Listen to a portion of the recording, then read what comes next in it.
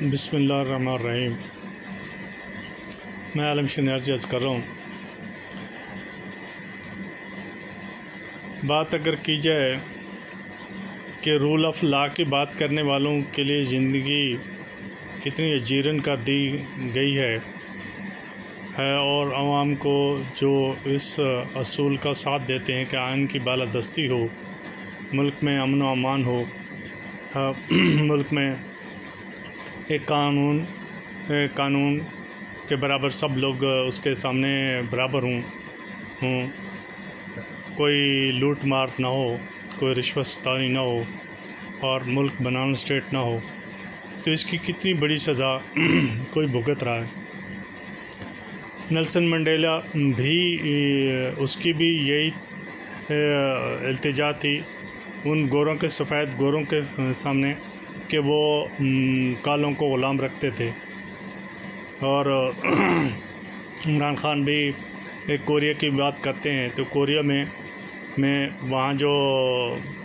جو کوریا جس میں بادشاہت ٹائپ ہے یا جس میں ہے، تو وہ اپنے جو سربراہ ہے، ملک کا صدر ہے اس کی فوٹو کو سلام کرتے ہیں، اس کے آگے جھکتے ہیں، اور کوئی وہاں اتنا ٹائٹ ہے کہ کوئی اس کے خلاف بات نہیں کر سکتا، جبکہ انسانی فطرت ہے کہ وہ آزادی چاہتا ہے، وہ اپنے خیالات کا اظہار چاہتا ہے جسے اللہ تعالیٰ نے بھی اسے کہا لا اکراہ فی الدین، کہ دین میں کوئی کسی کو زبردستی نہیں ہے۔ اسی طرح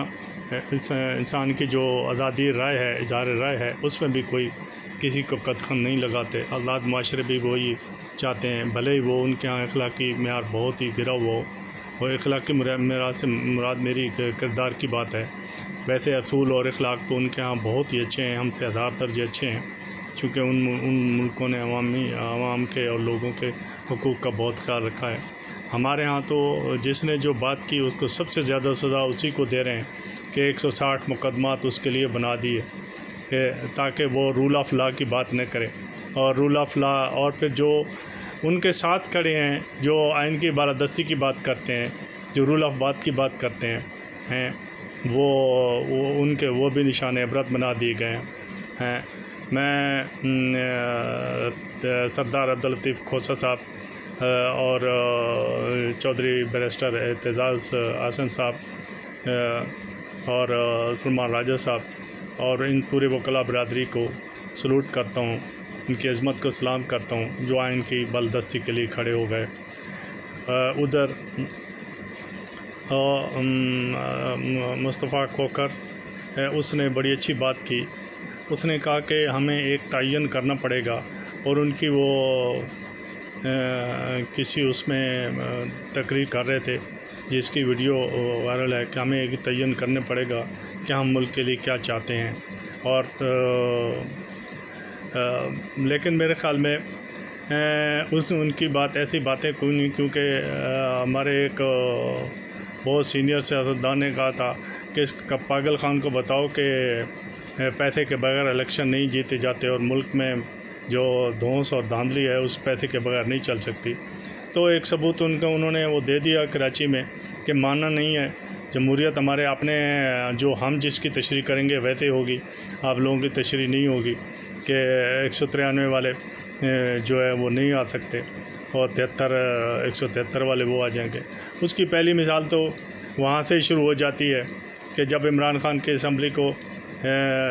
ڈیزالو کرایا گیا، عدم اعتماد کیا گیا، تو اس وقت بھی ان کے پاس 135 ارکان تھے اور اکثریت تو ان کے پاس تھی، لیکن اصولاً تو الیکشن کمیشن کو 135 پہ سے الیکشن کرانے کے بجائے پورا الیکشن کر دینا چاہیے تھا، لیکن پتہ نہیں وہ کیا عوامل تھے، وہ کیا مجبوریاں تھیں کہ اس میں عدالتوں نے بھی ان کا حصہ دیا، الیکشن کمیشن نے بھی حصہ دیا، اور بہت سے طاقتور لوگوں نے بھی انہی کا ساتھ دیا، لیکن پھر آگے دیکھتے جاؤ کیا ہوا، ملک ایک تباہی کی طرف چلا گیا۔ آج نہ تو IMF دے رہا ہے، لوگ زمینیں بیچ کے، گھر بیچ کے باہر کے چکروں میں ہیں، اور یونان میں ہو گیا، خلیج میں بھی بہت سے لوگ آئے ہیں آزاد ویزوں پہ جن کے پاس کچھ کام نہیں ہے اور وہ اسی طرح گھوم رہے ہیں۔ تو ہماری التجا ہے مقتدر حکومتوں سے، مقتدر حلقوں سے کہ حضرات کرام آپ عوام کی رائے کا خیال رکھیں، عوام پہ اتنا ظلم نہ کریں کہ عوام جو ہے وہ پس جائے، پہلے ہی وہ بہت پسی ہوئی ہے۔ آپ اپنے لیے یہ چاہتے ہیں کہ عدالتوں کے جیلوں سے نکل کر بھی آپ چلے جائیں باہر اور آپ کے لیے ایک راستے ہموار کیے جائیں، اور یہی بات ہے کہ اور وہاں سے بیٹھ کے وہ آپ حکومت کر رہے ہوں۔ تو میرے خیال میں اس اصول کو توڑنا پڑے گا، اور یہ نہ تو عوام اس کو کہاں تک برداشت کر سکتی ہے، چونکہ رشیا میں بھی یہ چیز تھی کہ وہ میاں بیوی بھی ایک دوسرے پہ اعتماد نہیں کرتے تھے، کیونکہ ان کی KGB جو تھی وہ ان کو شک ہوتا تھا کہ یہ بھی ہمارے ساتھ ہے، اور اس قدر تشدد اور اس قدر گھٹائی تھی تو وہ ٹوٹ گئی۔ تو ہم اپنے ملک کے لیے، اپنی مسلح افواج کے لیے اور اپنے اداروں کے لیے بہت زیادہ ان سے دعا کرتے ہیں، ان سے التجا کرتے ہیں۔ وہ بہت عظیم فورس ہیں، ملک کے لیے کرتی ہیں، ملک کے لیے شہادت دیتی ہیں۔ ہم ان شہیدوں کی عظمت کو سلام کرتے ہیں، لیکن ہم یہ بھی ان سے التجا کرتے ہیں کہ جس طرح وہ ہر پاکستان کے عوام کے ہر مشکل میں کام آتے ہیں، کبھی سیلاب میں، کبھی کسی بھی صورت میں، یا دہشت گردوں کا ہو یا کچھ بھی ہو، وہ ان میں کام آتے ہیں۔ تو ابھی بھی ہم ان سے التجا کرتے ہیں کہ وہ اب بھی کام آئیں اور عوام کی خواہشوں کا خیال رکھیں، اور ایک منظم فورس منظم حکومت لے کے آئیں ہیں جو عوام سے بنے، کیونکہ عوام کی حکومت عوام کے لیے ہوتی ہے۔ جمہوریت اسی کا نام ہے، اس میں دھونس، اس میں خرید و فروخت نہیں ہوتی، اس میں جانبدار الیکشن کمیشن نہیں ہوتا، تو اور نہ ہی